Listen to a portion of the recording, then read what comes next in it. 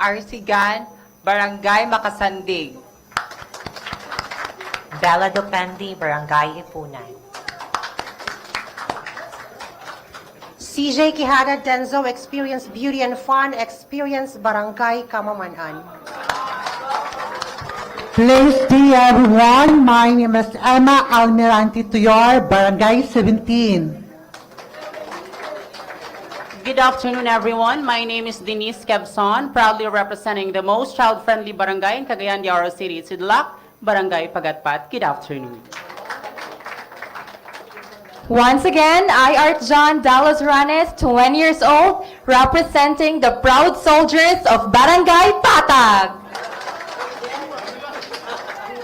Good afternoon, everyone. I am Trixie La Victoria, and I'm representing Barangay Kanituan. Thank you.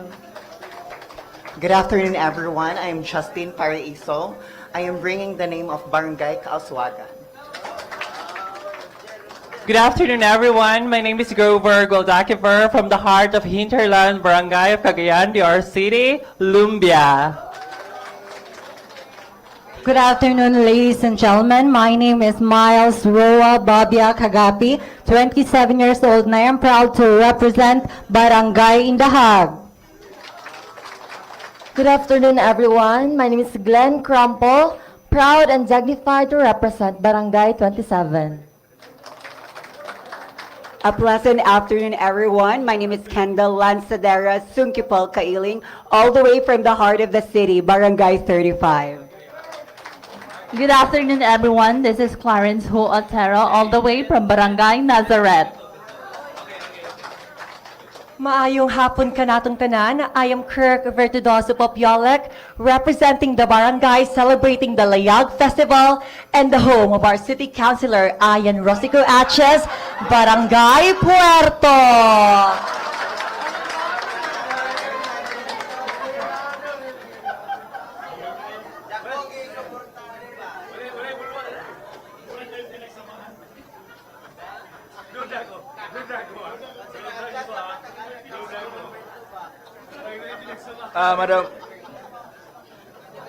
Madam Chair,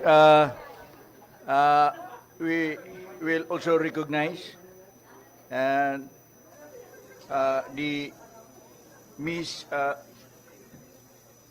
Little Philippines Cagayan de Oro candidate, Micaela Chanel O. Castro, from Lumbia.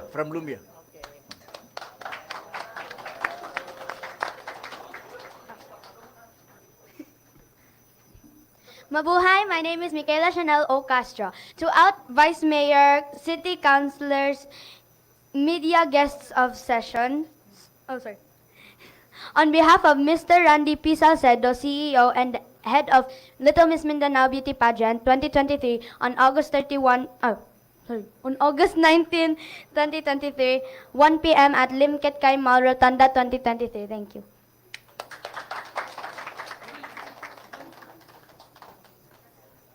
So can we have photos taken?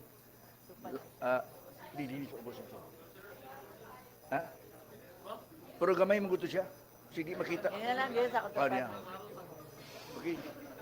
Okay, let's go. Mga gwapo-gwapo nga mga konsyales.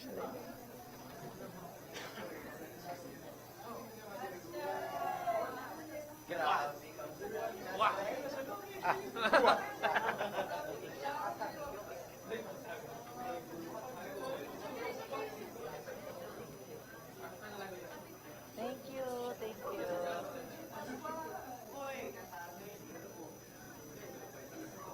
Okay, smile.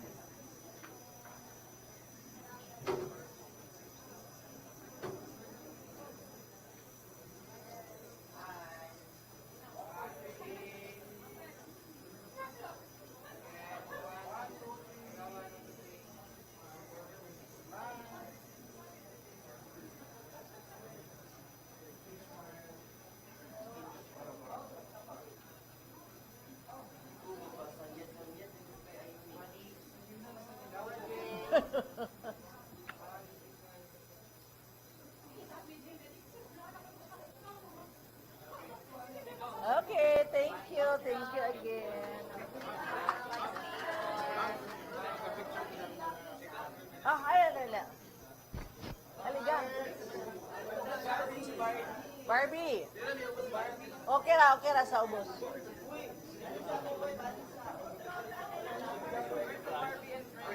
Balik pa din.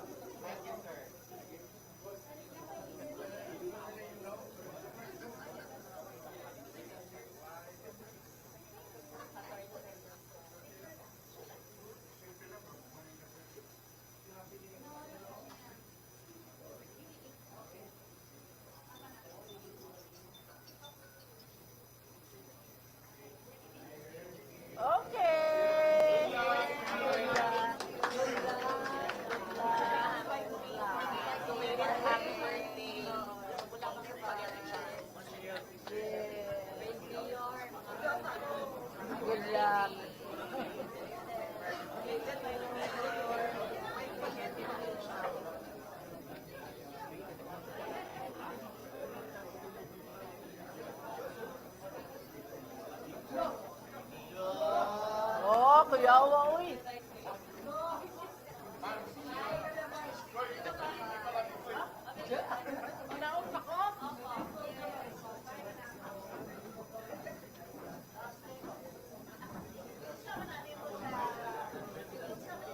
Sila kagahapon, guys.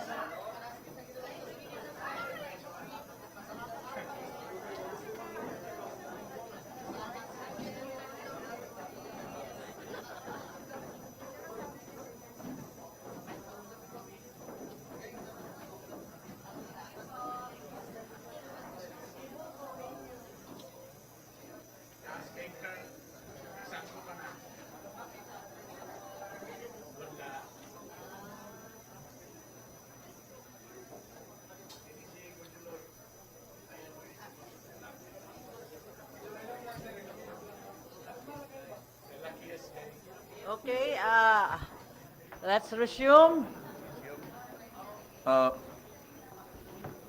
Move to lift the order of suspension. Okay, session resume. Like to acknowledge the presence of Councilor Susette Daba.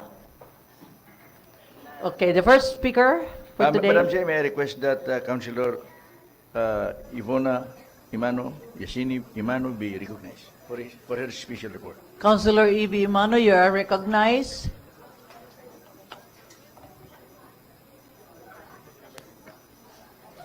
Good afternoon. Thank you, Madam Chair. To the members of the 20th City Council, good afternoon. To those who are watching us on social media and listening to us on the different platforms on the radio, good afternoon to each and everyone. Belated happy birthday, Vice Mayor. Thank you again, And to Sir Councilor Bernie E.B. as well. I will try Thank you. to make my report as short and as concise as possible, and I do have a little presentation. Dito ra.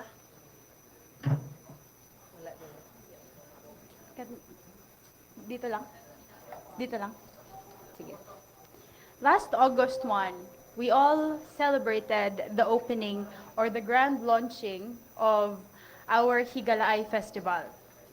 Everyone was, for the first time, we used the Rio de Oro Boulevard, and it was happy, it was one of a kind, it was a very special moment, not just for us in government, but also in Cagayan de Oro City, and I would like to say and extend our gratitude and our congratulations to our local chief executive who spearheaded the opening of our festivities for our Cagayan de Oro City Festival, Fiesta.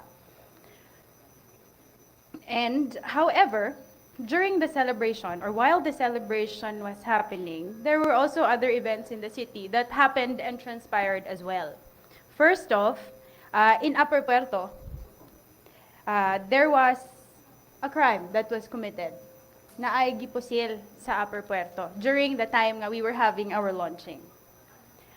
Second, a few hours after the launching, after the rave party, I was shocked to have read from a media source, specifically from Bombo Radio Cagayan de Oro. Can I have the next slide, please? Now, there were two duha ka batanon, the second one, the other one. Na ay duha ka batanon, the other one there. Nga they joined the Hilgalaay rave party. And in the early mornings of August 2, kaning duha ka batanon, as stated there in the article of Bombo Radio, gihunungan sila sa tulok ka tawo nga nagmotor ug gi-attempt sila og labay sa mao nga Rio Boulevard. Now, the next one happened on August 2 at 10 in the morning, where, as you can see, and as we have all known, or we were, how could we say, they were daring, armed robbery, heavily armed, brandishing their long firearms as well as their caliber 40, as if there was no one to fear, as well as to cause grave fear to our people. And as you can see, by location, this happened in the very heart of Cogon, where there are a lot of people, a lot of kids, a lot of parents are around. Now, to my colleagues of the 20th City Council, we, with the mayor or the local chief executive, as well as with the tourism, we have prepared a month-long celebration of the festival. Now, I have three big questions for us. Number one, are we, all of us, our families, our children, our nieces, our nephews, atong mga lolo, atong mga lola, our guests from neighboring municipalities or tourists who would come here nga mo-support sa ato during the time of the festival, are we all safe to go, join, support even our local initiatives for the said festivity? Are we still safe? Because personally, yesterday, nakita nako sa paglabay nako diya sa Kiatkay, nitindog na ang mao nga katong Rosemary Peria, tong peryahan. And four of my nephews, happy kay sila nga gusto sila mo adto. As much as I want them to create memories, I am also scared for them as well. Nga simba ko na yung mahitabo, untoward incidents. Diba? So I think this is something that we have to see and to get answers from.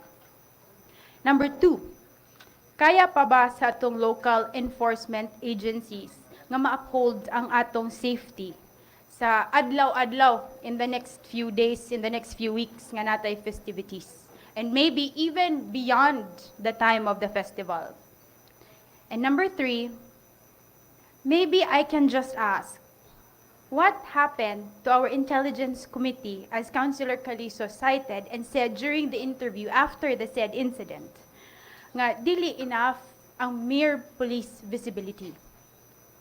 I think he was referring to the preemptive activity such as intelligence gathering for preventive measures of crimes and criminalities in our city. Now, our city is the city of golden friendship. Is once again, now, because of this event, is once again tainted. During the SONA of President Bongbong Marcos, I was given the privilege to be present during his SONA. And as the CSFI, or the congressional spouse of my brother, Congressman Bambi, we were able to talk to a few friends. Amo silang giaghat, gi-invite sa atong festival. Because we are aware nga we have a month-long festival. No, we have our whitewater rafting, we have our produce, we have wonderful products in the city that we can show to people in Luzon and in Visayas. But because of the headline, kaya niabot man ni siya sa GMA News National as well as Rappler, we had a few calls from a few of our friends nga atong giaghat nga moanhi. And they were asking if ipadayon pa ba daw namo ang among invitation sa ila sa panahon sa kapistahan sa Dakbayan sa Cagayan de Oro. And last Thursday, I was given the chance to talk to my brother. And then he told me, sa may imong plano, ato bang padayunon? And with a heavy heart, might I say, I told him nga, maniid na lang sa ta. Ato sang bansay-bansayon ang panahon, ato sang lantawon ang panahon kay ako for their safety as well, because they already have the notion if you're in Mindanao, gubot ang Mindanao, and I want to take away that notion so that people from the north and from Visayas one hinaunta og Mindanao. So anak ko ato na sa lantawon.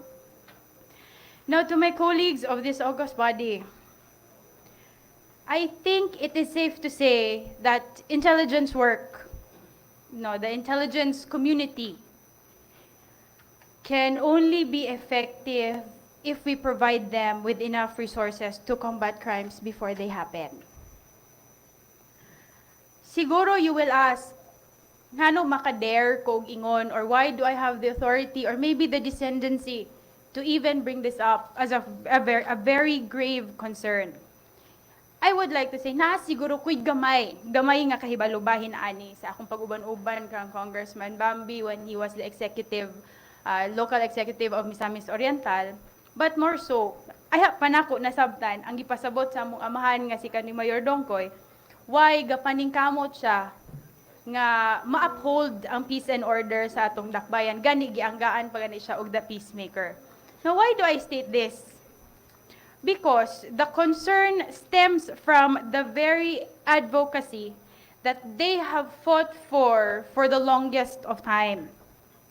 And us as representatives, the entire city council, the entire people that we call the government in the city, and maybe as well as, I would maybe lang, correct me if I may be wrong, maybe we have not fulfilled our moral obligation as keeper of the purse.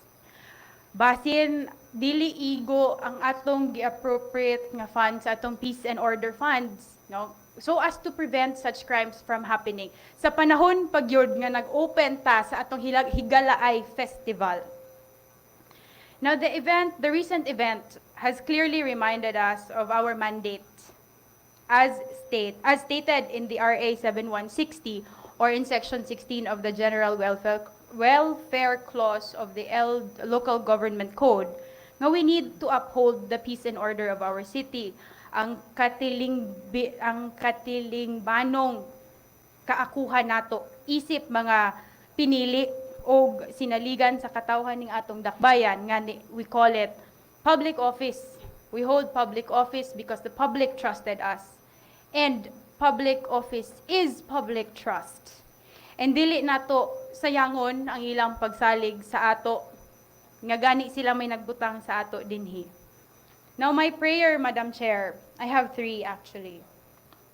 1, let us assure the public, the entire city of Cagayan de Oro, that we are working on their general welfare as well as their public safety. 2, public officials, us, all of us, are still in control of our public peace and order, our general peace and order. And lastly, we call on our local chief executive. Yes, he is working hard, that maybe to possibly initiate in the review of our internal security plan together with various law enforcement agencies or the Peace and Order Council of our city.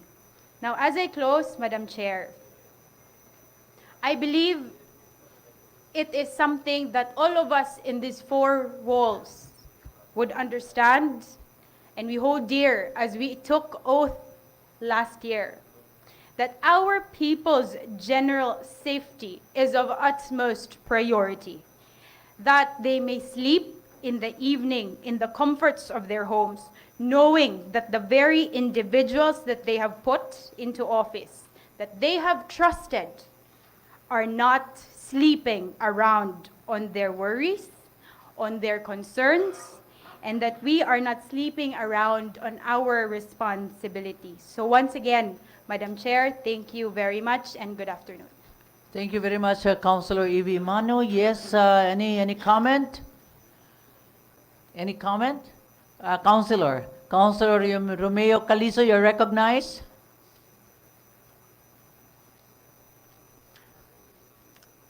Thank you very much, Madam Chair, and good afternoon to you, to my colleagues of the 20th City Council, our guests, and all those who are viewing our session via this social media platform.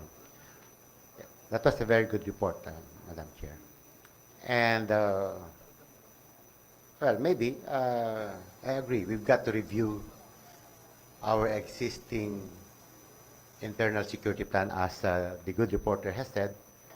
Actually, we have just approved, that was last month, if I am not mistaken, our POPs plan, or our public order and public safety plan. But the practice that we've been doing, I think not only in Cagayan de Oro, but almost in all LGUs, is that for every event, for every activity, there should be a security plan. Just like what had happened during the launching of the Higalaay Festival, there was a plan, but it was rather hasty, Madam Chair, because even myself, I got the invitation to attend said activity within a short notice. But a short notice should not be a reason why we cannot plan appropriately, even in a hasty mode, Madam Chair. And so, later ba ta diri sa Cagayan, kay still, if we compare Cagayan de Oro's this and other situation to other highly urbanized cities, we can say that still we've got the lowest number of crime-related incidents, Madam Chair. But layo ta din kay naanad man ta nga wala kaayo ta git-target sa mga threats, especially the threats of terrorism, the threat of lawless violence, and the threat of hard crimes, Madam Chair. Pusa gani nga nay may tabo din sa ato, panggit ta, react ta dayon. And that's why really this is a challenge for all of us. The executive should know how to plan. The executive should know how to get ready for the security of not only our constituents, not only our people, but also our visitors. So that we cannot hear manifestations, just like what has been manifested by the good reporter nga, dili na lang kuno niya padayunon to yung mga bisita, kaya duk naman.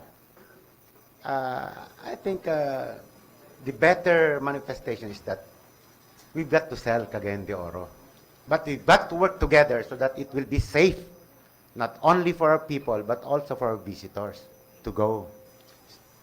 Para sa ani Higalaay Festival, who will come here and visit us to view our activities if we discourage our own visitors to come here, Madam Chair?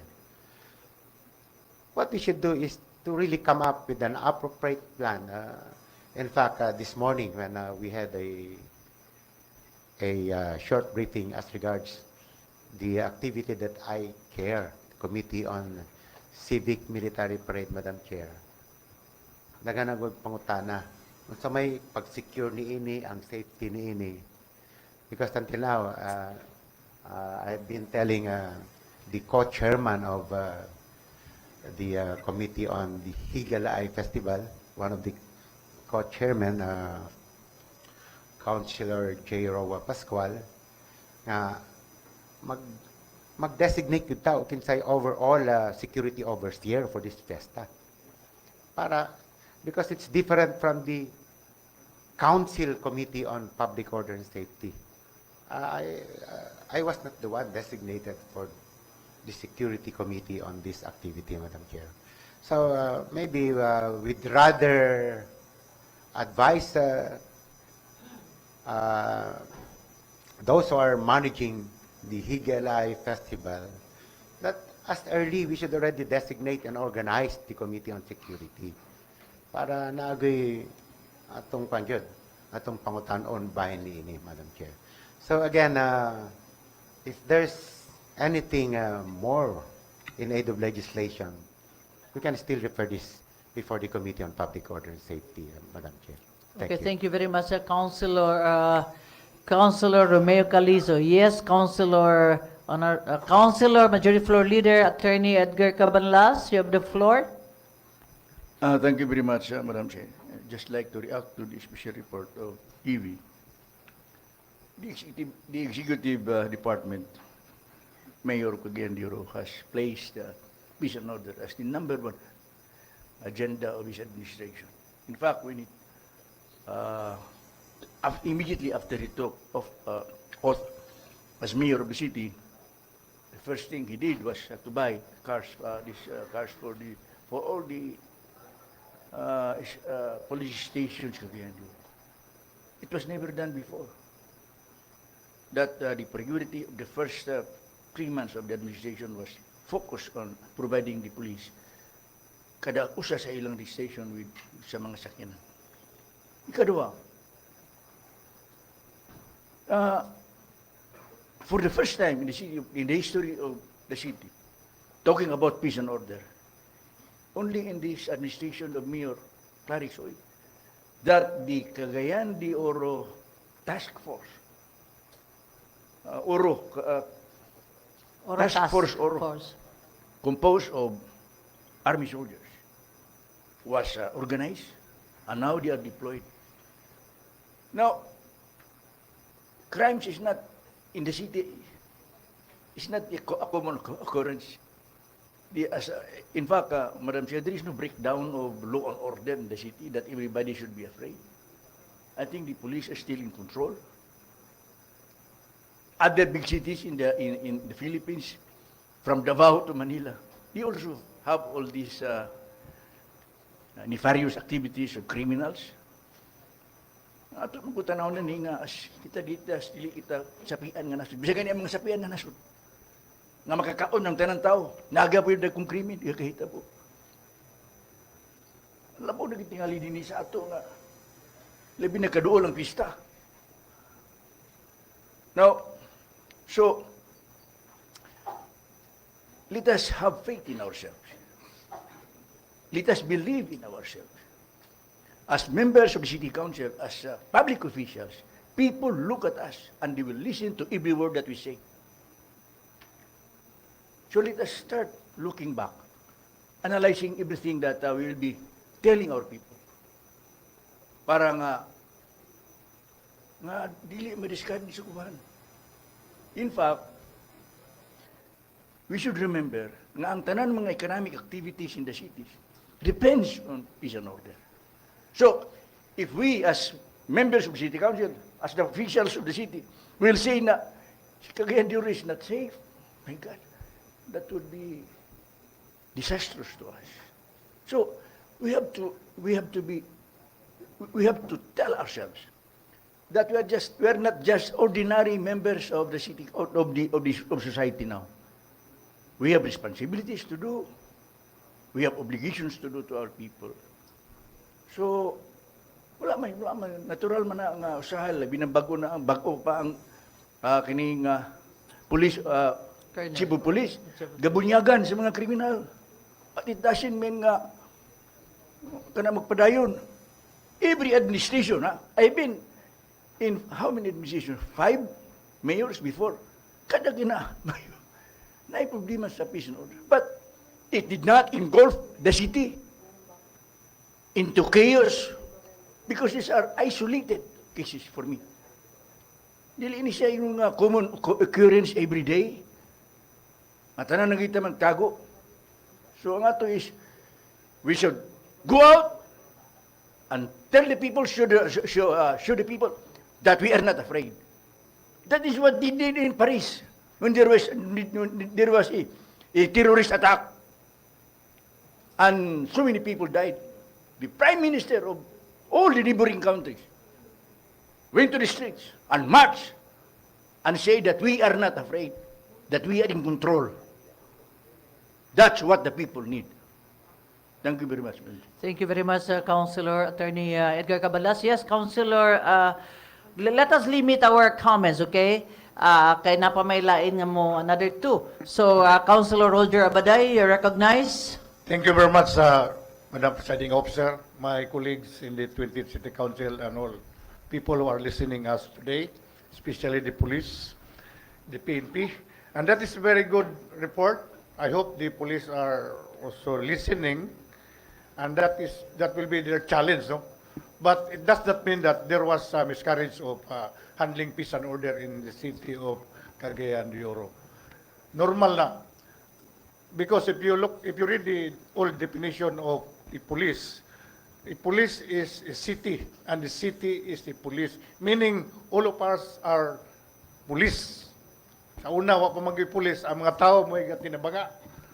So, even the most powerful, the most richest country, until now, they are experiencing violent crimes every day, if you read the news. Grabe ang pangitabo sa Pilipinas. Grabe ang pangitabo sa uban nga region, in Cebu, lately, or in Metro Manila. Normal man na, kay crime is a social phenomena. Kung naa mga klaseng-klaseng tao na sa tanan ng mga nadiagad ang kagubot. It's like birth and death. Naay matao na say mamatay. So muna nga kinanglan, all of us must be vigilant because the safety of life and property, we do not rest solely to the police or to the government. It's also our obligation to protect ourselves. For example, katong gitulisan, Goldsmith ba ito? Gold? Dapat, this is a reminder to us to review our ordinance, the CCTV ordinance, and the hiring of security. Kung doon na pa sila CCTV, na sila security, that should not happen. Pero problema kay doon na security, di sa siguro gabuto ang huwag lang na ba'y armas. Kay preventive, di ba? So, there's something to review on this incident. The police planning, there are classification of police planning or program, no? Preventive, reactive, and contingency plan. Na imupalpak gani sa usadya, then that should be reviewed by our police department. And the new police, normal, basta na bago gani chain of command, like what happened sa atong change of PNP, daghan din krimen na itabo. Ano man, there were reorganized, so katong nag-handle sa mga posisyon, very lost, nawala ang control ba. So, I think that is one of the factor. Medyo na-relax ang uban atong police, kaya na-reassign. So, wala na siyang contact, no? Again, another one is, kining atong, kaning atong kahimtang, karon dili sab ta secured, wala man. We are still safe, no? We are still safe. So we would just like to, the incident, we just like to remind, I know the chairman of Peace and Order has already met this policemen, and they are now understudying our peace and order situation. With the help of other law enforcement agencies, I think we expect that our fiesta celebration is peaceful. So all of us will just cooperate. No? So I am inviting also that all of us will also review our ordinance, the CCTV, and requiring establishment to hire their security guard para sa ilang dili kay magsalig lang sila sa pulis dahil usa ka ahensya dinhi nga sige lang tulisan, sige lang hold up ngano man, they are not hiring security guard and no CCTV, and that is in our ordinance. So this incident, those incidents happen, it would be our reminder also to us legislator and to the police in the city. Okay, of thank Cagayan. you. Thank you. Thank you very much, Councilor Roger Abaday, Councilor Attorney Jujut, and Councilor J. Pascual. Yes. Shorten? Salamat sa montanon nga report kang Konsehala Ibi Imano. Ang ako lang kay sakto ang giingon ni Majority Floor Leader Konsehal Cabanlas o ni Konsehal Kaliso o Konsehal Abaday nga dili magin malikayan ng krimen. Apan ang tinuod gyud nga trabaho makita nimo ang tinuod nga katag kung ang epektibo ba atong kapulisan kung ilang matumbok o ilang masikop ang naghimo sa krimen. Kana lang ang pinakaimportante. Okay, thank you. That was the shortest. I love it. Wa pa gani ko nahuman, pero ipahuman na lang natin. Nahuman, Madam Chair. Imo na mo kong kitira, pero okay. Tingnan man ka. Dili na pa mo ko isumpay na lang. O, sige, sumpay na din. Gabay na, pero mubo. Okay, Madam sige, Chair, sige. ay kabalakan, Okay. Madam Chair. I will Okay. take up my time. Ang ako lang, Madam Chair, kay daghan mga krimen nga wala pa nasulbad hantod garon. Gawas lang siguro sa katong kaso ni Dr. Andutan nga na ilan lang napasakaan ng kaso, pero ang uban wala pa yun. So ang ako lang hangyo, ang tinod nga hagit sa atong kapulisan, palihog ko, ipakita ninyo gilas nga masulbad ninyo ang atong problema dinhi, ang krimen, inyong matumbok o inyong masikop ang naghimo sa kani nga kaso o insidente sa Mega Gold. Okay, thank you very much. Another short, maayong- Councilor J. Pascual, you acknowledge? Maayong hapon sa tanan, maayong hapon, Madam Chair. Ang ako lang is, I have been to almost 5 events, major and parallel activities sa core. And all I can say is, daghan na nga to ang mga police na dito. And of course, daghan po na nga to ang mga force multipliers like ato mga Coast Guard, Bureau of Fire.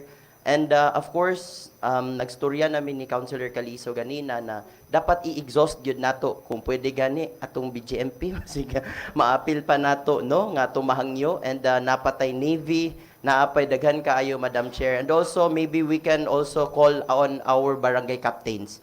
Kay sa barangay naa man gyud nay kanang atong force multiplier nga mga barangay tanod nga to help no kay lisod kayo nga madaot ang ato ang festival or ato ang kabibuhan dinhi sa Dakbayan. Kaloy sa Ginoo ako manggid ko nahadlok kanang Isog mangyug ka.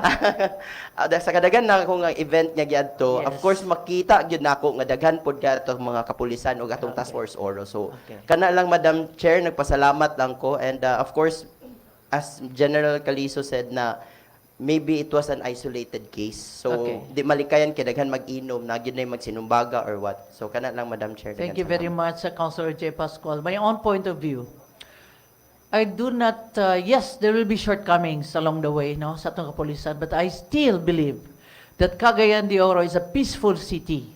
Every day when I am interviewed, I always say, you come visit Cagayan. It is a peaceful city. I want to boost the economy. I want more food in the table. Each time na inauguration mo adto ko, and I thank the owner for giving food to our employees, for giving additional jobs, no? This is an isolated cases. I'm the Vice Chair of the Peace and Security Council. Kada meeting na mo, there are plans for that. Ang nahitabo lang nga na sunod-sunod ang nahitabo, then of course we have to look into that matter, but with this kind of situation, it's not really that we think is very worst ang atong Dakbayan. Continue to invite your friends, continue to invite that Cagayan de Oro is a peaceful city. Let's help boost the economy, more employees, more food in the table. Muna ako, even Misor, I will always say, Misor is a peaceful city, and I know that it is a peaceful city, right? Councilor Romeo, we've been doing that. We have these meetings, Peace and Security Council, and siguro isolated cases, siguro enhance what is lacking, and probably discuss with the new PNP chief, no, Colonel Radam, right? Because the Oro Task Force is already in place. Are they in place already? Are they deployed? They are. So there's no reason, okay? So thank you very much. The next will render the privilege speech is Councilor?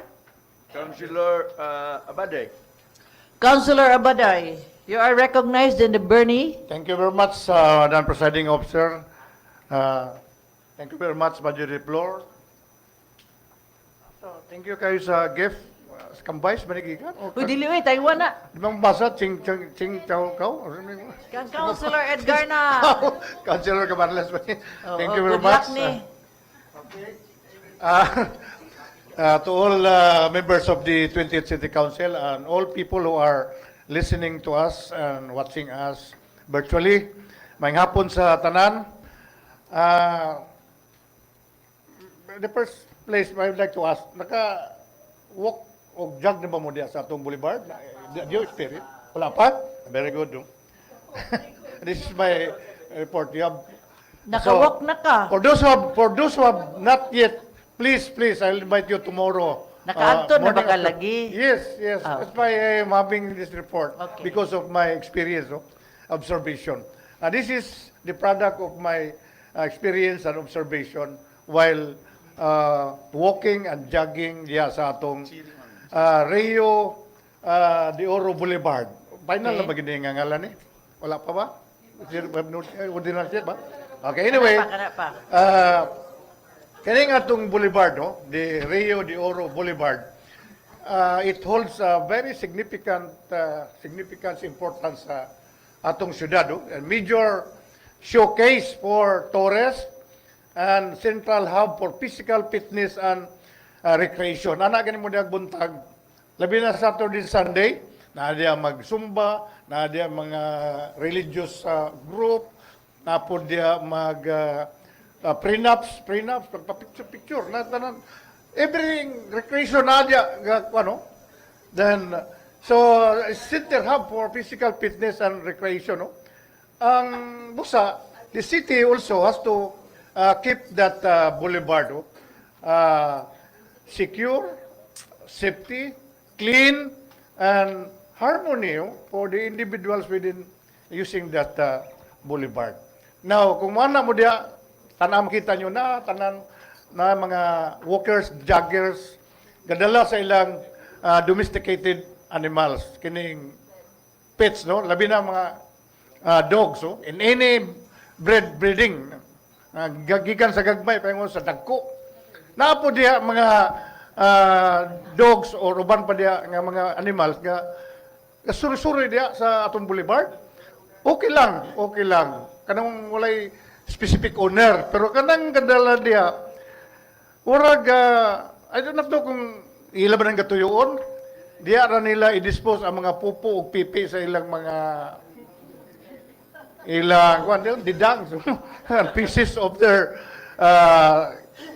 uban pa gani, naaigaban nila nga mga hybrid, duwa tulo sa katawag mag-jog, uban niya, mga hybrid ra ba na unless wala ikot.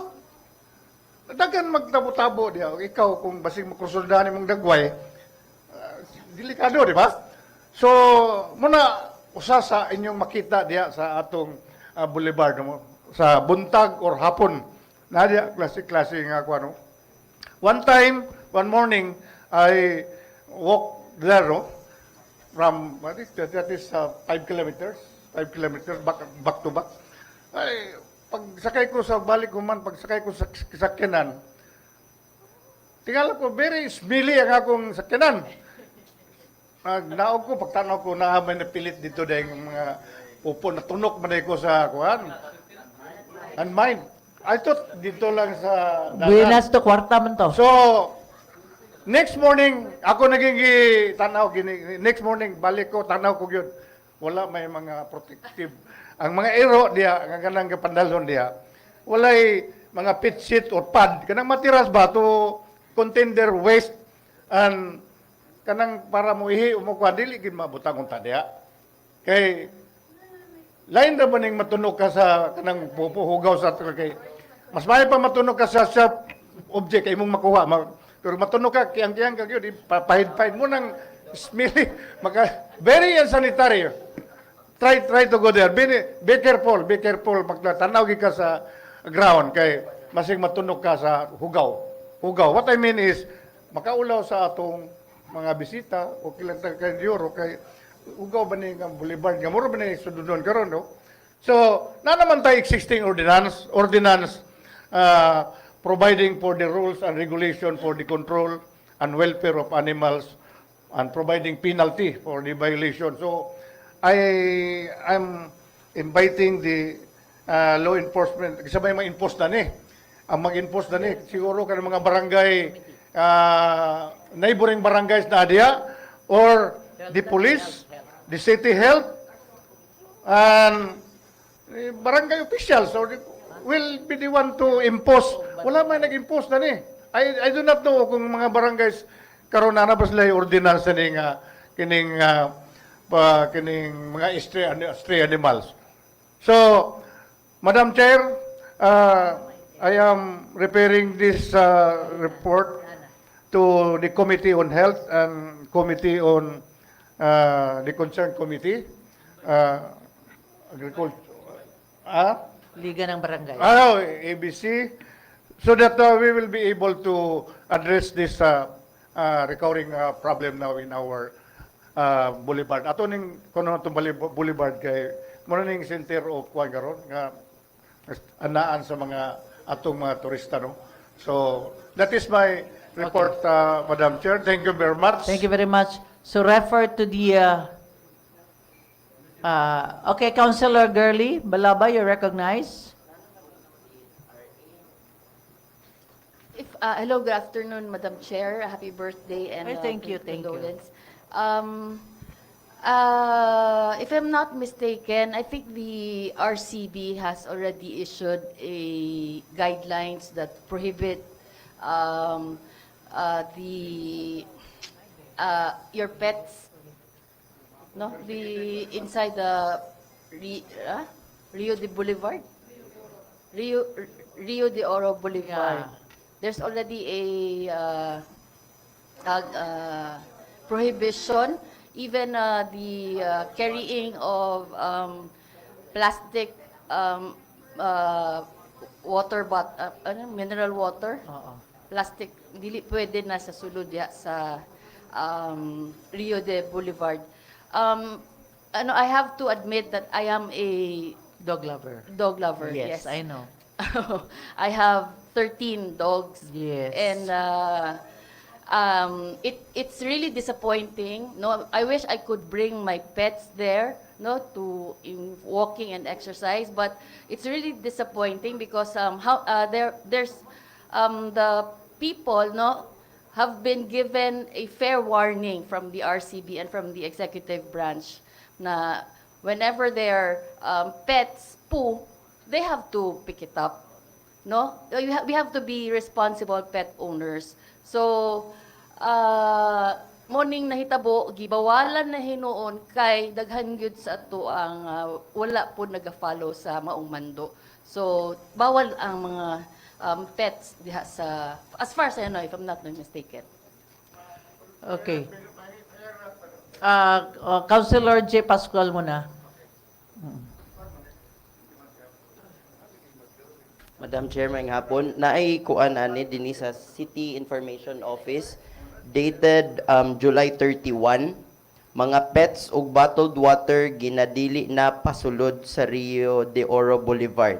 Gipahibalo karon sa Technical Working Group sa Rio de Oro Boulevard nga gidid-an na ang mga pet owners nga magdala sa ilang mga binuhing iro, iring ug uban pang mga pets sulod sa Boulevard sugod karon adlaw Hulyo 31.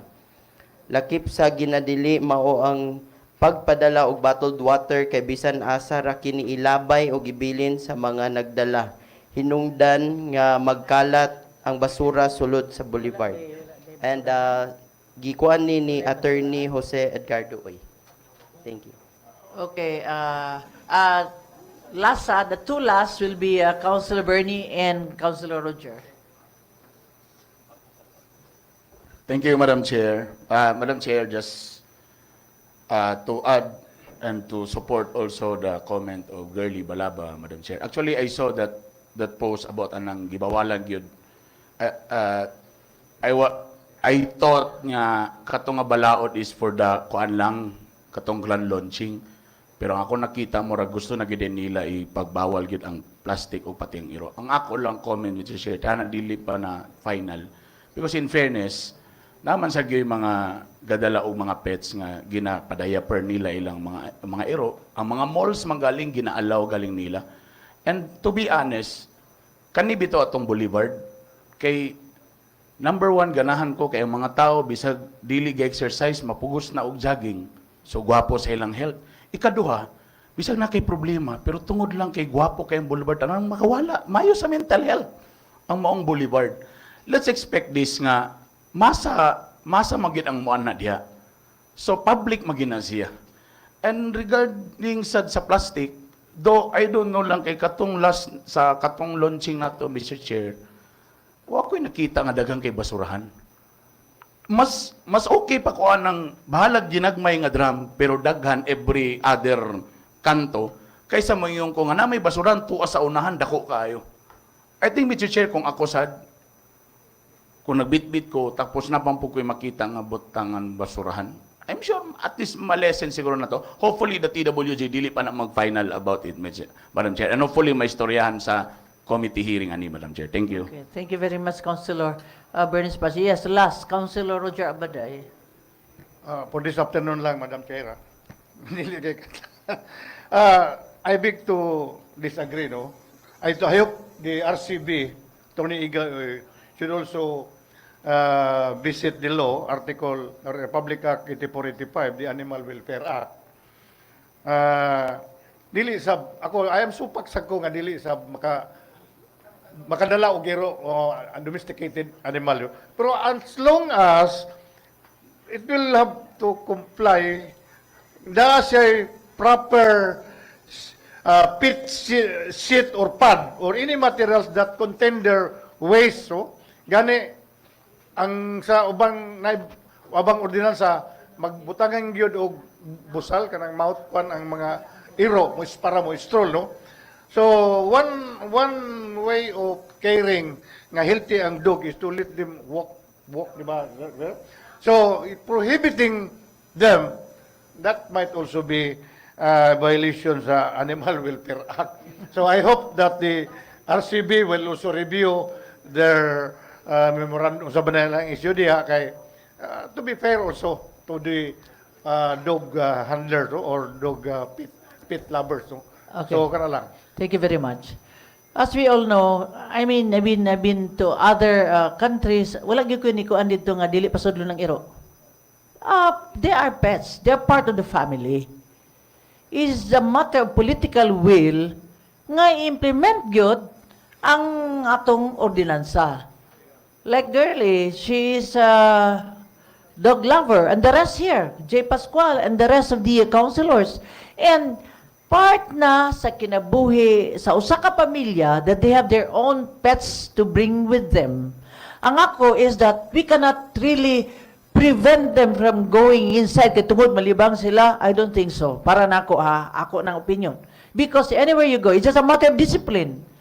Kung pananglit na ay mo bantay, dili gyud siya mo punit ana din, give the penalty. Kay kung atong pasagdan nga lax lang kay ta sa atong balaod, wala tay himuon, ato na lang din i-prevent the animal from entering, we don't call them animal, part of our family, from entering in the said place, dili ba day ka na, what for me dili man siguro makatarunganon because some of these pets sleep with their families, no? Unya, imo na lang na, kay pinakasayon man good is to refrain them from going there. Pero kung naay stray dog, ipakuha sa what you call this, kanimitan tawag? City vet. Ako is political will. Nga ma-prevent kining gakahitabo, penalize.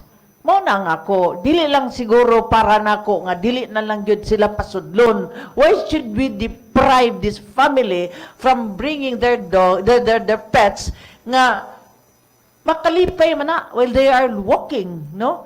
Ang ako lang is empower the ordinance. More good na. Thank you very much. The next reporter, Councilor Bernice Parcia.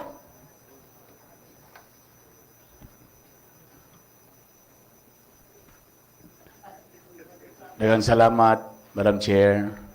Kanatong tanan, again, dagang mayang hapon kanatong tanan sa mga nagtanaw karon sa atong Facebook Live, sa mga naminaw sa radyo mayang hapon.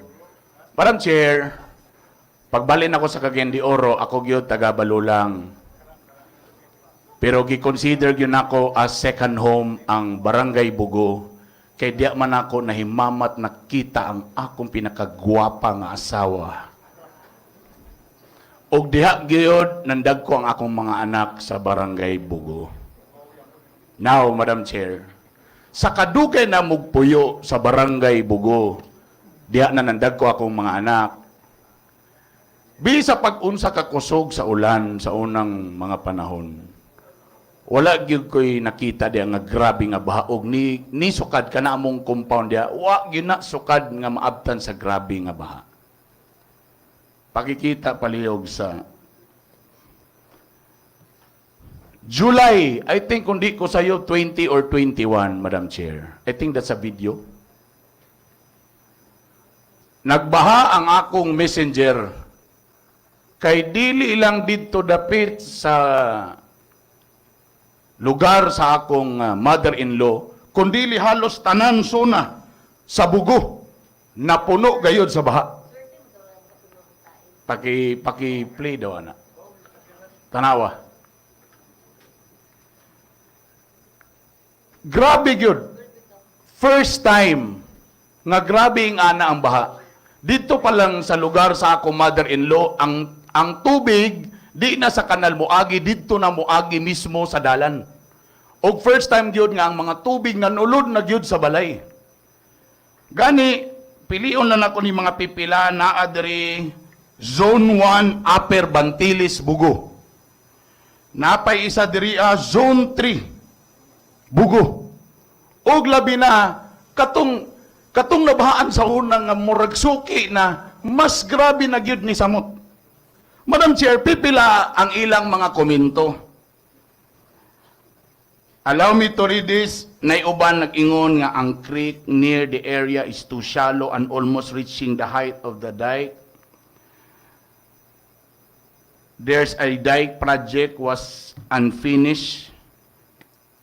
Tapos sa uban pod na nag-ingon diri na ay mga dakong proyekto sa taas sa may Upper Puerto nga ilang gidudahan. Akong karon allegedly mo'y ilang gidudahan nga tungod daw sa medyo dagandagan na mga projects karon diha.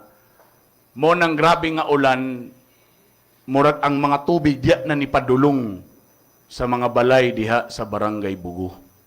Kung tan-aw ninyo, grabe na. Tapos daghan gyud diya halos first time gayud sa kadugay sa panahon nga wala mabaha karon ni baha. Katong suki na sa baha ni samot ni saka ang tubig. Mr. Chair, Madam Chair, sorry. Allegedly lang na sila yung mga gipangsulti. Do ako nakabantay sa ko nga na yung mga dagkong project nga ginabuhat medyo dito sa taas dapita.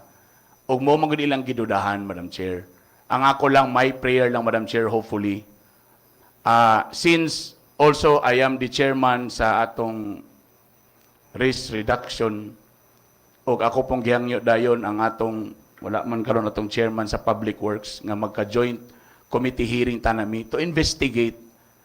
Again, gwapo man na yung mga project pero basin lang ba nga nalantay na overlook o wala to mabantayan o basig tanawang ginato i-review kung anong naing-ani na ang Barangay Bugo nga halos dako gyud nga porsyento sa ilahan nabahaan gayud ug di lang basta-basta nga baha, delikado gayud.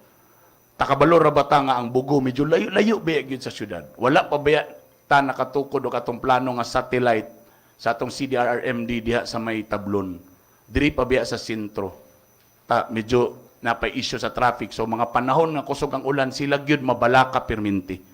So again, Madam Chair, akong prayer tana na mi joint committee hearing ani nga i-investigate ang maong dahilan nganong naing-ani karon ang Bugo in kaso na kusog kayo nga ulan. Dagan salamat, Madam Chair.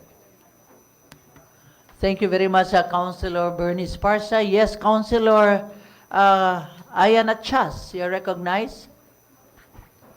May hapon, Madam Chair, to the members of this council. Madam Chair, a rejoinder from the report of Councilor Bernie Esparza. Kagahapon, nakabisita ko sa Bantilis, Bugo.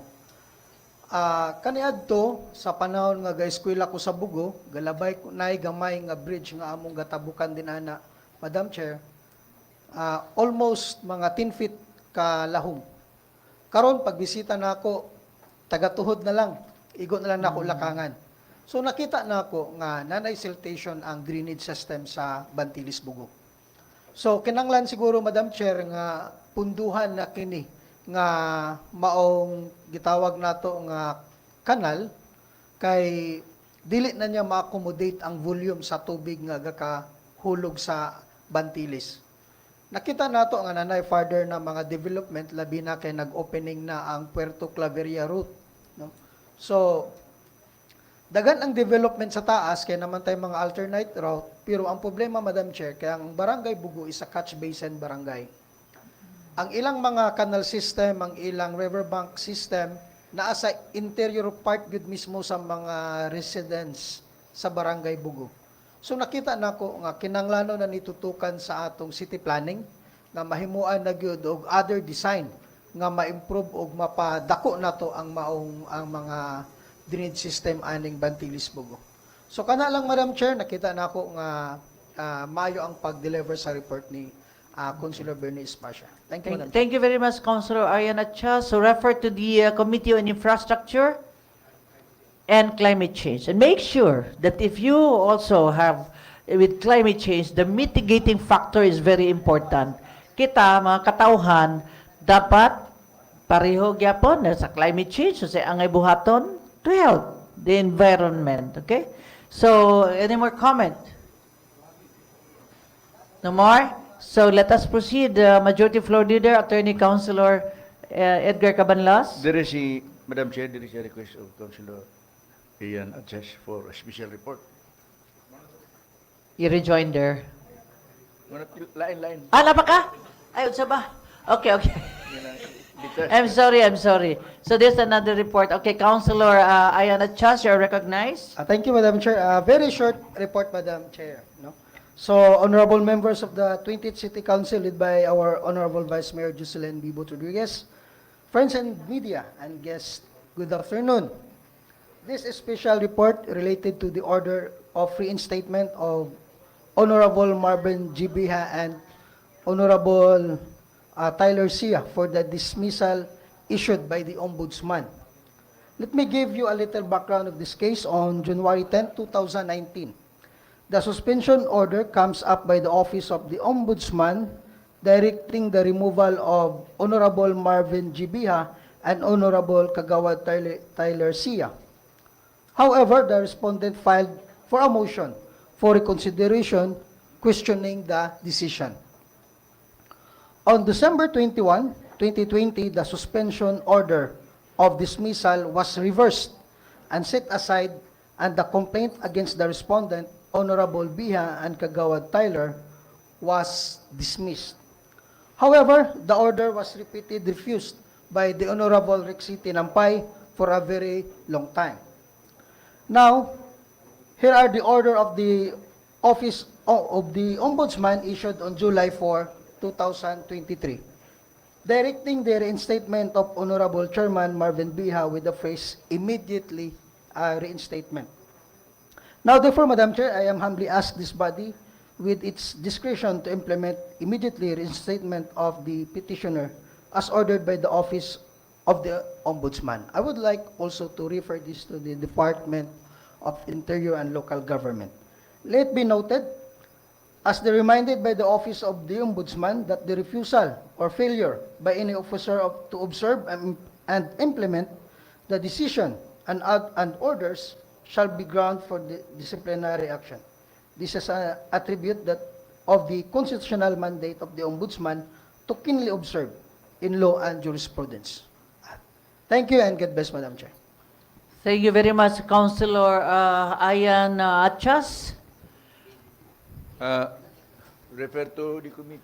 Refer to the PLG. DLG. And also to okay. the Barangay Affairs. Okay, Barangay Affairs. Refer to Barangay Affairs and to the city DLG office. So that's the end of the special report portion of our Okay, thank you very agenda. much. We proceed to the business of the day.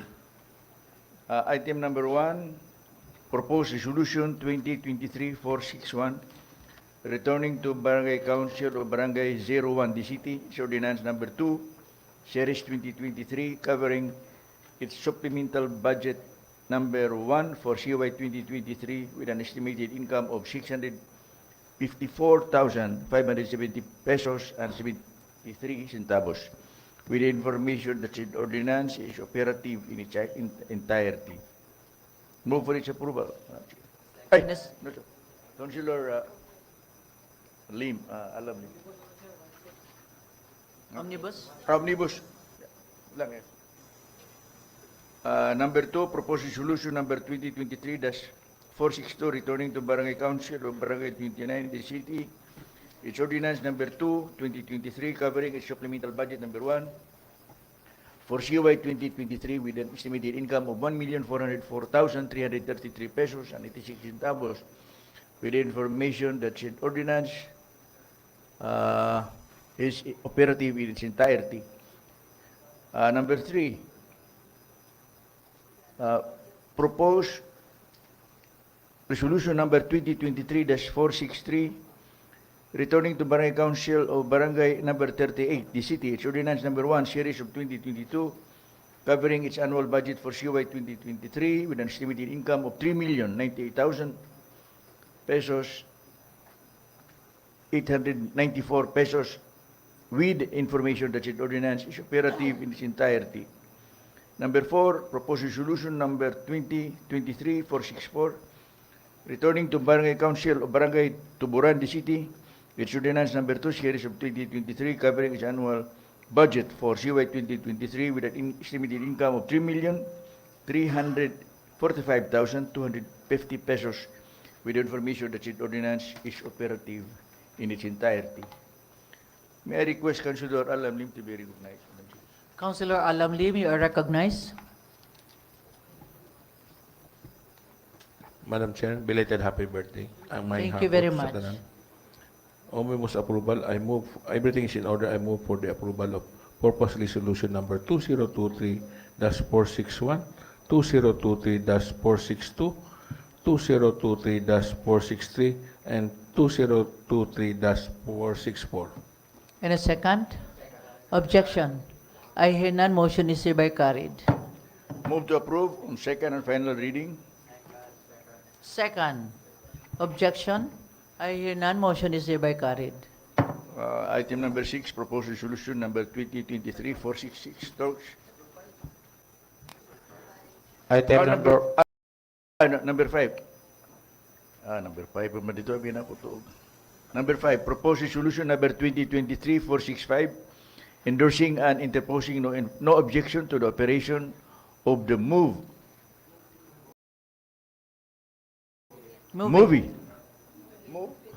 Movie La Motorcycle Taxi Company in the city of Cagayan de Oro, applied for by Mr. Wayne Jacinto, General Manager, subject to the existing laws, rules, and regulations pertinent thereto. May I request Councilor Calizo? Councilor General Romeo Calizo, Calizo, be you are recognized. recognized.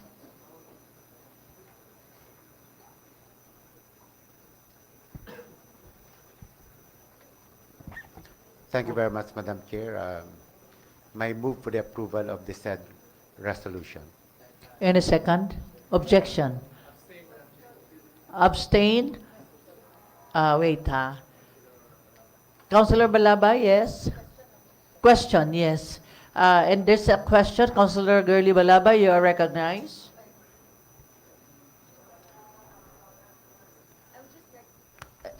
Good afternoon. I'd just like to ask if this is the same as the Angkas taxi. It is on similar situation, Madam Chair. Actually, in the Philippines, we are lucky to be one of the cities chosen by the DOTR for the test stage for motorcycle taxi.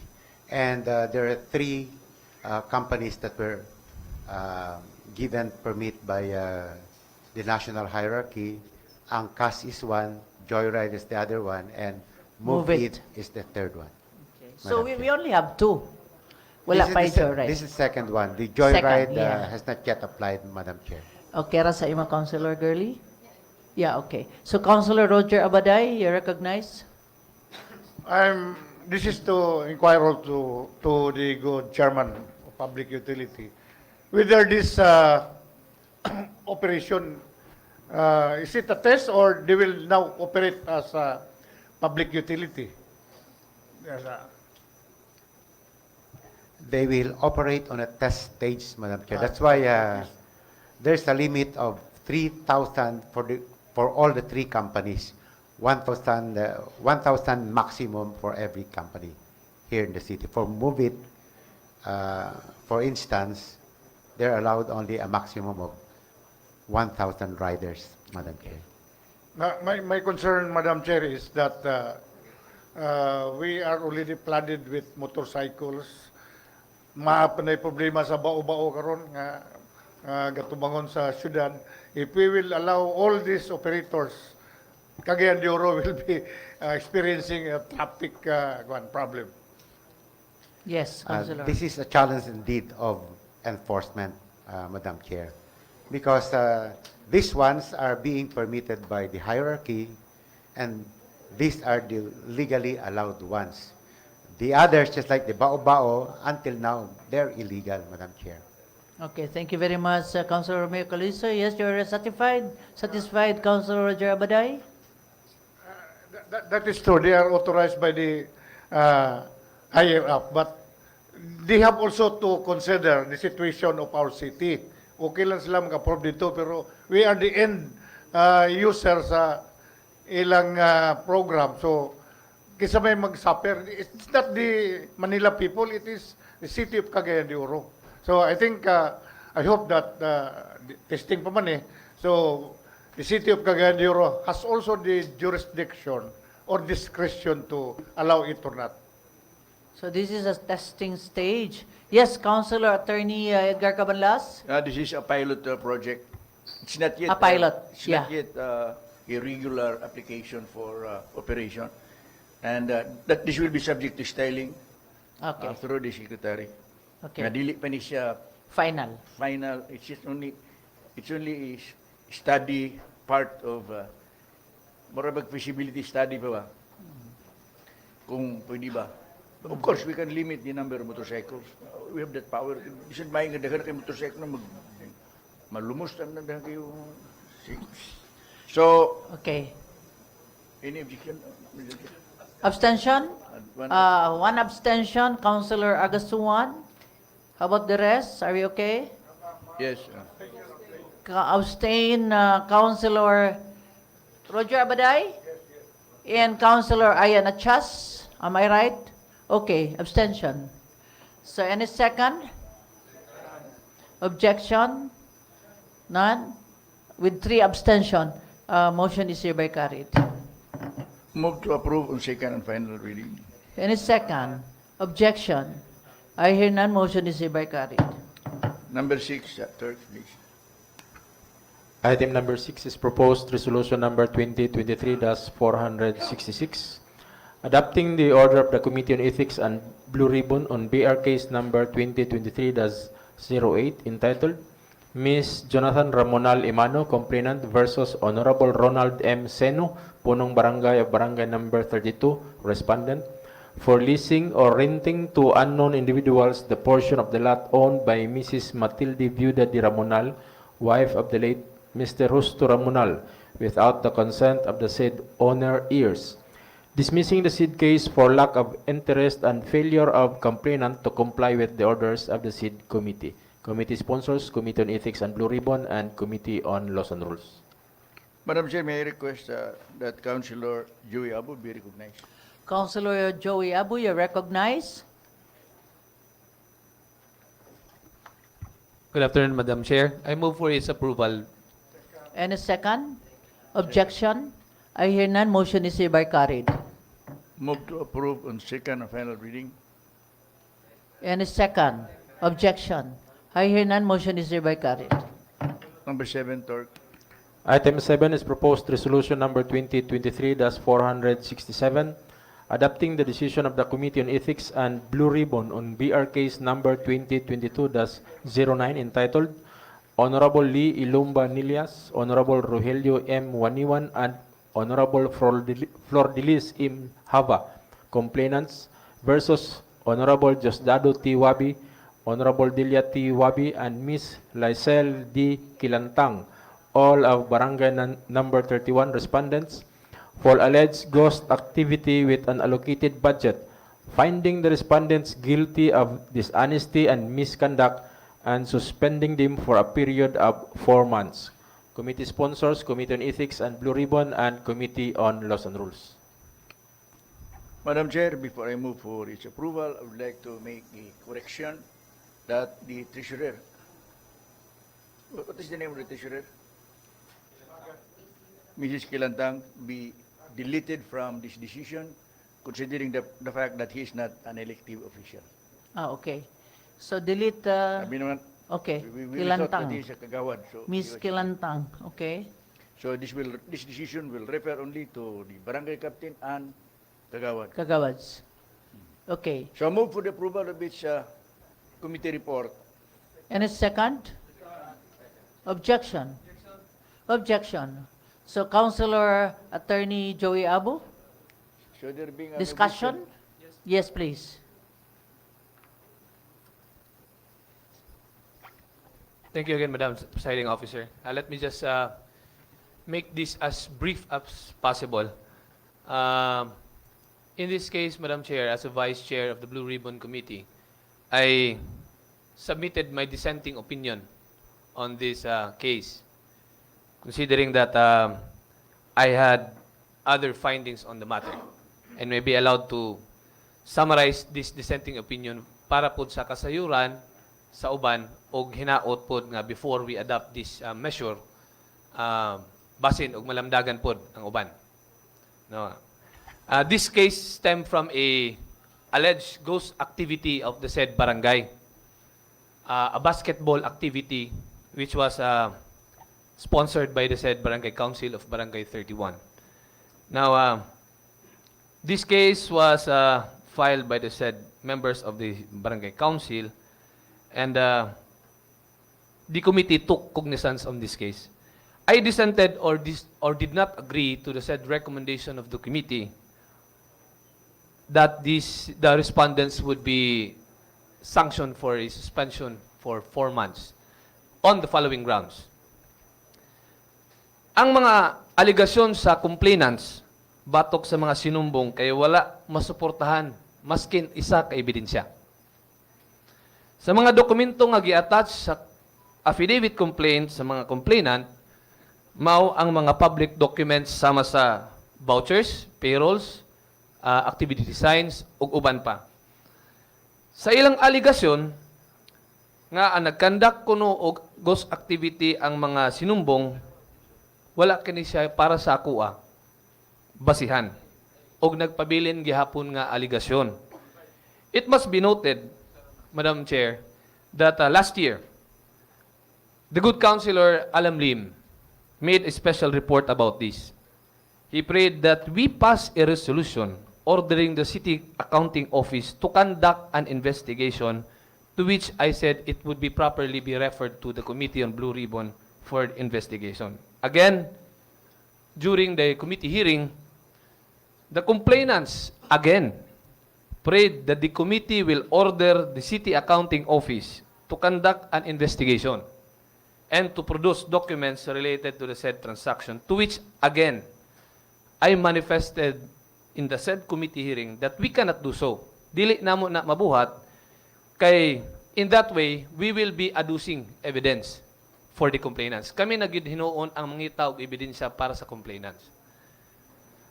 And also I cited nga dapat before they file this case before the committee, they should have attached the necessary documents which they think will support their allegations, and not that the committee will adduce the evidence for them. Gani, on the contrary, ang maong mga dokumento nga kung gibang mention, vouchers, payrolls, everything, attached in their affidavit complaint, which forms part as their evidence. Nakapamatuod naman hinuon gyud, hinuon nga ang maong activity napahigayon sa maong barangay, contrary to what they alleged that this activity was a ghost activity. These documents, I must put emphasis on this, that these documents are public documents, which the complainants did not refute the veracity and authenticity of these documents. Furthermore, these documents were submitted to the Commission on Audit, where the said agency also did not find any irregularity. Second, as to the allegation nga wala nakadak ang maong basketball nga liga sulod sa Barangay 31, nga nagpamatuod kuno hinuon na this activity is a ghost activity. Dili gihapon ni necessarily tinuod. Walay balaod o isa ka rule nga nag-ingon nga bawal ang usa ka barangay council magkandak og activity outside its jurisdiction sa ilang barangay. Otherwise, I would suggest to the barangays that we will stop conducting activities sa mga hotel o uban pang lugar and conducted their activities inside their barangays. Same holds true nga dapat man gihapon buhaton sa konseho sa Barangay 31 ang pwede man gihapon buhaton sa konseho sa Barangay 31 ang maong basketball nga liga gawas sa ilahang barangay, especially nga wala sila covered court sa ilang barangay. Gani, the complainants impliedly admitted that the said activity really transpired when they alleged in their complaint, naa sa ilang complaint, ilang giingon, nga wala gani gikandak ang basketball nga liga sa ilang barangay, pero naa sa laing barangay. Buot pasabot, they admitted that this activity really existed. As to the allegation nga dili residente kuno ang participants, I urge everyone to check the records and see for yourselves. Walay maskin isa ka buktaw ang nitistigo og nag-execute og affidavit nga dili sila taga Barangay 31. Sa ilang aligasyon nga pagpabilin nga aligasyon, walay ebidensya nga nagsuporta. Therefore, it remains to be hearsay, although admitted but not given weight in any proceedings, even in administrative proceedings.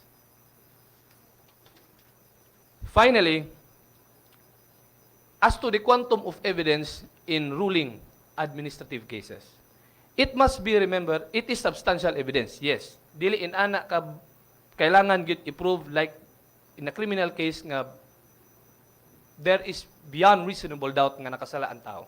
Kini substantial evidence lang. It must be remembered that the burden of proof sa pagpamatuod sa ilang kaso is a responsibility of the complainant. Mao dapat ang complainant ang magpamatuod.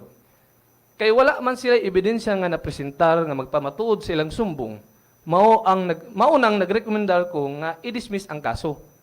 And there is also this discussion nga wala sila nagtubag. Again, we have lawyers here, my colleagues in the legal profession, and I'm sure they would agree on me, that even if the respondent did not reply or file this answer, where in this case, they have ilang gibuhat, they have also a position paper. Ibutang natog wala, nagbutang og answer.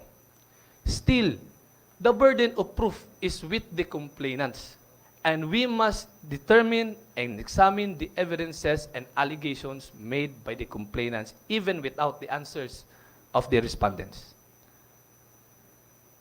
Finally, to end, we must remember, we, the members of the City Council, aside from our legislative duties, must exercise truth and justice, and not just by numbers. Let your conscience dictate your own judgment and not the persuasion of some. The fate of the respondent now rests upon our individual and respected hands. Therefore, before deciding, I urge my colleagues to understand more, read the records of the case, and discern deeply and pray that whatever your decisions will be, it is what you think is right and just, based on the evidences and not of persuasion of some. Thank you very much, Madam Chair. Thank you, Councilor Attorney Joy Abu. Yes, Councilor Attorney Edgar Cabanlas. I was impressed by the manifestation of Councilor Joey. But the details of the investigation was assigned to the committee. And the committee investigated pursuant to the rules, and we received evidence, and we followed the rules. And this is now the product of the investigation. Kindly please make your voice louder, please. This is now the product, the result of the investigation, this decision. Supposedly, we are not to discuss before the plenary the details of that investigation, because that is part of the duty of the committee. Otherwise, we will not anymore create that committee and investigate. Now, Madam Chair, members of this committee, members of the City Council, we have furnished you with a decision, a detailed decision. And we have also furnished you with a copy of the dissenting opinion. So, everything here is fair. Members are given the time to discern, read, and interpret what we said in our respective the decision and the dissenting opinion. And it is now the proper authority of the City Council to either to adopt that decision or not. Let us not go back anymore to the details of, because there will be no end of this investigation if we will allow that. One thing I can tell the members of the City Council, that we have given a chance to the respondent to respond and to lay on the table their defense. They did not.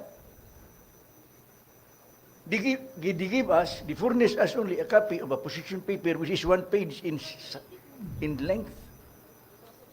So, I'm not supposed to tell you this, but I asked their counsel, their lawyer, Attorney Gunn, you have not submitted your counter affidavits despite the lapse of about 3 months, and you're only given 15 days.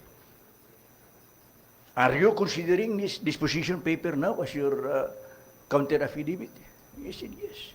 So we can now proceed rendering our decision. Yes. So I think Councilor Joey, I'm not saying sayop siya, but I mean, we have to decide. We have to decide. And this is now the product of the decision, the consensus of the members of the majority, members of that committee, that there is a finding of guilt based on evidence. So, Madam Chair, considering the fact that there is an objection, I will request the Honorable Chair to call for a division of the House. Okay, so any more comment? Okay, so let us divide the House. Okay, kindly please, those who are in favor of the suspension, please raise your right hand.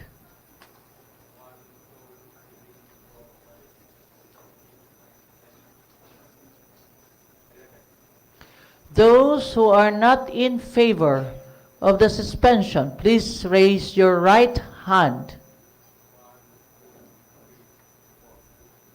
There is 11 for suspension and 4 for non-suspension. So, motion is approved.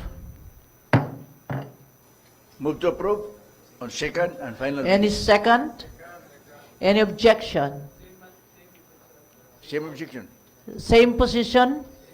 Okay, same votes? 4. 11 against 4. Okay. So, motion is hereby carried. And subsidiary resolution, Madam Chair, I move for a resolution authorizing the mayor to implement this decision immediately. Okay, resolution for the mayor to implement this, the decision Mayor and immediately. DILG. DILG, not the mayor. Either. It's either the mayor or the DILG head. I think both. Okay. So there is this resolution. Any second? Objection? The Same objection, same position? Okay. Motion is hereby carried. Move to approve on second and final reading. Any second? Same position? 4. Motion is hereby carried. Number 8, proposed resolution number 2023-468. Clerk, please. Item 8, proposed resolution number 2023-468, supporting House Bill number 7576, entitled An Act Providing for Early Voting by Qualified Senior Citizens, Persons with Disabilities, PWDs, Lawyers, and Human Resources for Health in National and Local Elections, filed by Honorable Rufus B. Rodriguez, 2nd District Congressional Representative of Cagayan de Oro City, authored by Honorable City Vice Mayor Jocelyn B. Rodriguez. And all members? And all members, and sponsored by the Committee on Senior Citizens and Committee on Laws and Rules. May I request Councilor Calizo to be recognized? Okay. Councilor Romeo Calizo, you are recognized. Thank you, Madam Chair. May I move for the approval of this resolution. And a second. Objection. I hear none. Motion is hereby carried. Move to approve on second and final reading. And a second. Objection. I hear none. Motion is hereby carried. Item number 9, approving the proposed ordinance number 2023-269, approving the application of Mr. Rodrigo Z. Go, President Lumbia Octagon Sports Arena, Barangay Lumbia, the city for a permit to conduct invitational 2-day 5-stag derby at the said arena on August 15 and 17, 2023. May I request Councilor Abaday be recognized. Councilor Roger Abaday, you are recognized. Considering that the proposed ordinance is in accordance with a law or ordinance, I move to approve. And a second. Objection. Objection. I hear none. Motion is hereby carried. Move to approve on second and final reading. And a second. Objection. Fiesta ni? Fiesta? Objection. I hear none. Motion is hereby carried. So, Motion to include items 10, and there is a request of Councilor Gurley for the passage of that ordinance in favor of the PWD to be receiving social pension. But we don't have the copy now, and I told her na pwede ba nga sunod na semana kay para nga mabasa sa tanan membro sa City Council, especially that this is an appropriation ordinance. Hindi na ako gusto masuko si Councilor Gurley. Okay na, Councilor? Mahay siya. Okay ra? Okay, so next session. I just signed the Laws and Rules, I just signed the So wala na ordinance attachment? for next. Okay, okay, So, thank you. Di lang sa. Okay, okay, thank you very much. So let's proceed. So, move to approve inclusion number 10. Huh? Inclusion. Move for inclusion, Madam Chair. Second. Item 10. Objection? I hear none. Motion is hereby carried. Item 10, Torch. Item 10 is proposed resolution number 2023-469, authorizing Honorable City Mayor Rolando A. Uy, representing the City Government of Cagayan de Oro, to apply for a survey authority and gratuitous special land use with the Department of Environment and Natural Resources, covering a parcel of land, a portion of Lot 21327, CAD 369D, with an area of 60 hectares, more or less, located at Sitio Nahilaran, Barangay Dansulihon, this city, a site of the proposed City College campus. Certified urgent by Honorable City Mayor Rolando A. Uy. This is for our City College, so I request, Madam Chair, that all members should be author. Okay. Move for its approval. Any second? Objection? I hear none. Motion is hereby carried. Move to approve on second final reading. Second. Objection? I hear none. Motion is hereby carried. There being no other matters to take up, motion to adjourn. Motion adjourned. God bless us all. Happy birthday to me.